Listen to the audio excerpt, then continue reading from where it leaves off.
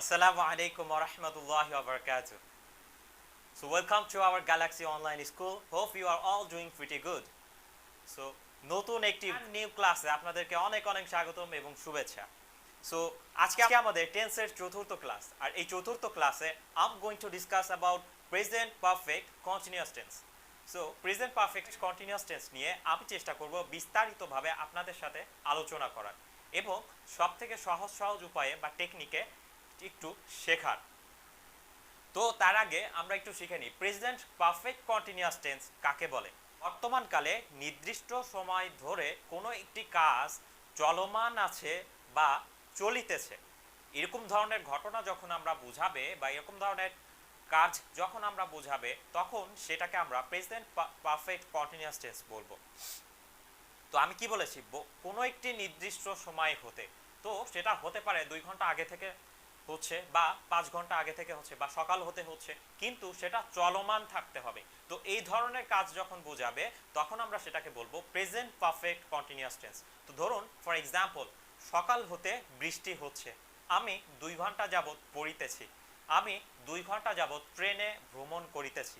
তো এই ধরনের যখন ঘটনা বা কার্য বুঝাবে তখন সেটাকে আমরা বলবো প্রেজেন্ট পারফেক্ট কন্টিনিউয়াস টেন্স। তাহলে আমরা একটু বইয়ের ডেফিনেশন অনুসারে সুন্দর একটি সাজানো গুছানো ডেফিনেশন শিখব। তাহলে চলুন একটু সেই সাজানো গুছানো ডেফিনেশনটা একটু শেখা যাক। প্রেজেন্ট পারফেক্ট কন্টিনিউয়াস টেন্সের একটা সাজানো গোছানো যে সংজ্ঞাটা আছে সেটা আমরা একটু এখন শিখব। বর্তমানকালে নির্দিষ্ট সময় ধরে কোনো কাজ চলমান আছে বা চলিতেছে এমন ঘটনা বোঝালে তাকে প্রেজেন্ট পারফেক্ট কন্টিনিউয়াস টেন্স বলে। তাহলে প্রেজেন্ট বর্তমানকালে নির্দিষ্ট সময় ধরে কোনো কাজ চলমান আছে বা চলিতেছে এমন ঘটনা বোঝালে তাকে প্রেজেন্ট পারফেক্ট কন্টিনিউয়াস টেন্স বলে।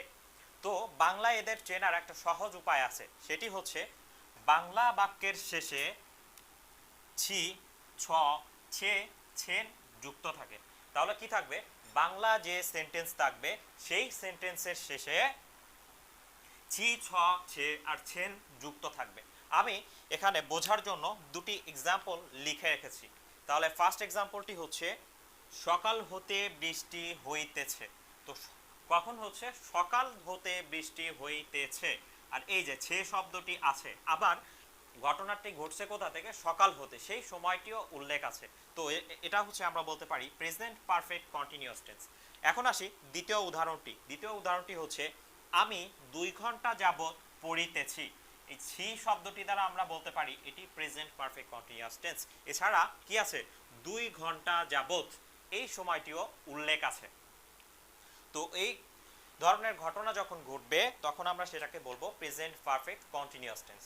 তো পারফেক্ট কন্টিনিউয়াস টেন্সের অক্সিলারি ভার্ব আছে, তো চলুন সেই অক্সিলারি ভার্বটি একটু শিখে নিই। তো প্রেজেন্ট পারফেক্ট কন্টিনিউয়াস টেন্সের অক্সিলারি ভার্ব দুটি হচ্ছে হ্যাভ বিন এবং হ্যাজ বিন। তাহলে কি, প্রেজেন্ট পারফেক্ট কন্টিনিউয়াস টেন্সের প্রথম একটি অক্সিলারি হচ্ছে have been O has been.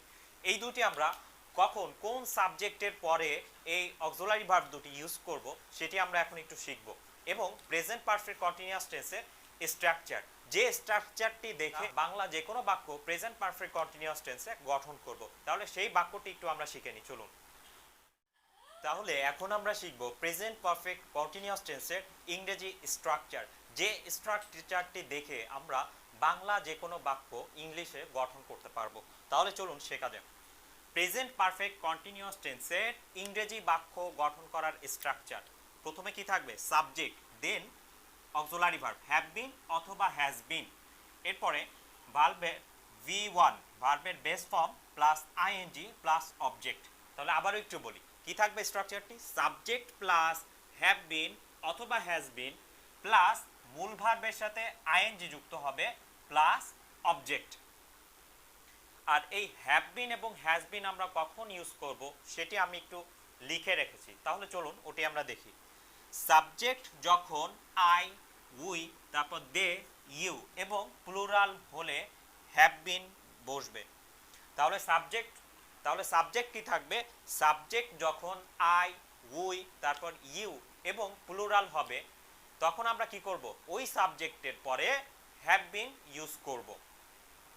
আবার সাবজেক্ট যখন হি, শি, ইট, রানা এবং থার্ড পারসন সিঙ্গুলার হবে তখন আমরা ওই সাবজেক্টের পরে হ্যাজ বিন ব্যবহার করব। আবারও বলি, সাবজেক্ট যখন হি, শি, ইট এবং রানা যে কোনো নাম এবং থার্ড পারসন সিঙ্গুলার হলে ওই সাবজেক্টের পরে আমরা হ্যাজ বিন ব্যবহার করব। তাহলে এই সাবজেক্ট অনুসারে আমরা কয়েকটি এক্সাম্পল বা উদাহরণ বাংলা থেকে ইংলিশে করার চেষ্টা করি। চলুন সেই এক্সাম্পল চারটি আমরা একটু দেখি। তাহলে এখন আমরা প্রেজেন্ট পারফেক্ট কন্টিনিউয়াস টেন্সের স্ট্রাকচার অনুযায়ী আমরা দুটি ইংলিশে গঠন করব। তাহলে চলুন একটু দেখি। তাহলে তার আগে যাওয়ার আগে আমি ছোট্ট একটি নোট লিখে রেখেছি, সেটা একটু শেখা যায়। এক, যখন নির্দিষ্ট সময় বুঝাবে তখন ফর বসে। আবার যখন নির্দিষ্ট সময় না উল্লেখ থাকে তখন সিন্স হবে। যেমন সকাল হতে বৃষ্টি হইতেছে। সকাল হতে এটা কি কোনো নির্দিষ্ট সময় বোঝাচ্ছে? নির্দিষ্ট সময় বোঝাচ্ছে না, এটা সকাল হতে হচ্ছে। তাহলে এই ক্ষেত্রে আমরা সেখানে সিন্স ইউজ করব। আর দ্বিতীয় এক্সাম্পলটি দেখুন, আমি 2 ঘন্টা যাবত পড়িতেছি। এই 2 ঘন্টা একটা নির্দিষ্ট সময় উল্লেখ আছে। সো এক্ষেত্রে আমরা ফর ব্যবহার করব। কোথায় ব্যবহার করব সেটা আমরা একটু পরে দেখতেছি। তার আগে আমরা এই স্ট্রাকচার অনুযায়ী সেন্টেন্সটি ইংলিশে লেখা ট্রাই করি। তো এখানে সাবজেক্ট হচ্ছে ইট, তাহলে এখানে ইট আছে, এজন্য আমরা কি করব, এরপরে হ্যাজ বিন ব্যবহার করব। এই যে আমি একটু আগে বলেছিলাম, যখন সাবজেক্ট যখন হি, শি, ইট এবং থার্ড পারসন সিঙ্গুলার থাকবে তখন আমরা হ্যাজ বিন ব্যবহার করব। ইট হ্যাজ বিন এবং কি করব, মূল ভার্বের সাথে আইএনজি যুক্ত করব। ইট হ্যাজ বিন রেইনিং, কখন থেকে বৃষ্টি হচ্ছে? সকাল হতে। যেহেতু একটা নির্দিষ্ট সময় না, এজন্য আমরা কি ব্যবহার করব সিন্স ব্যবহার করব। Since morning. তাহলে কি ছিল? It has been raining since morning. এই সিন্সটা কেন ব্যবহার করেছি? যেহেতু এটা নির্দিষ্ট সময় উল্লেখ নাই, এজন্য আমরা এই সিন্স শব্দটি ব্যবহার করেছি। এখন চলুন দ্বিতীয় এক্সাম্পলটি। এখানে সাবজেক্ট কি আছে? সাবজেক্ট আছে আমি, তাহলে লিখি আই। তো সাবজেক্ট যখন আই, উই, তারপরে ইউ বা প্লুরাল নাম্বার হয় তখন সাবজেক্টের পরে হ্যাভ বিন ব্যবহার করা হয়। তো আমরা এখানে কি ব্যবহার করব? Have been. হ্যাভ বিন, তারপরে এখানে ভার্ব আছে কি? পড়া। তো লিখে ফেলি মূল ভার্বের সাথে আইএনজি যুক্ত করে। রিডিং, কখন থেকে পড়তেছি? 2 ঘন্টা, একটা নির্দিষ্ট সময় উল্লেখ আছে। সো আমরা এটা লিখতে পারি ফর কয় ঘন্টা? 2 ঘন্টা। For 2 hours.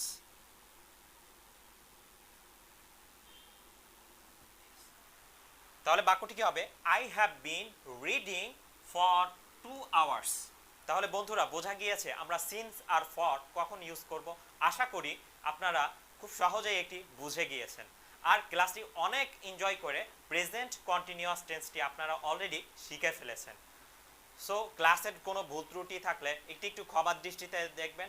আর ক্লাসটি আমি আজকের মতো এখানেই শেষ করতে যাচ্ছি। সো ইনশাআল্লাহ আগামী ক্লাসে দেখা হবে। সো নেক্সট ক্লাসে আমি আলোচনা করার চেষ্টা করব পাস্ট টেন্স নিয়ে। যাওয়ার আগে আরেকটি কথা, আপনাদের ভিডিওটি কেমন লেগেছে, ক্লাসটি কেমন লেগেছে আপনার কমেন্ট বক্সে অবশ্যই জানাবেন। তো আমি চেষ্টা করব আরও সহজ উপায়ে এবং ভালোভাবে কিভাবে সুন্দর করে ক্লাসগুলো করা যায়। আর আমাদের ভিডিওটি বেশি বেশি শেয়ার করবেন আপনাদের বন্ধুদের সাথে ফেসবুকে, সো বিভিন্ন সামাজিক যোগাযোগ মাধ্যমে। তাহলে অন্যান্য শিক্ষার্থী বন্ধুরাও কিন্তু এই ভিডিওগুলো পেয়ে যাবে, তারাও কিন্তু অনেক উপকৃত হবে। তো আর আমাদের গ্যালাক্সি অনলাইন স্কুলকে কিন্তু অবশ্যই সাবস্ক্রাইব করবেন। আর সাবস্ক্রাইবের পাশে যে বেল আইকনটি আছে এটি মাস্ট বি ক্লিক করবেন, তাহলে নতুন ভিডিওটি সবার আগে পেয়ে যাবেন আপনি। সো দেখা হচ্ছে আগামী ক্লাসে। ততক্ষণ পর্যন্ত ভালো থাকুন, সুস্থ থাকুন। আল্লাহ হাফেজ।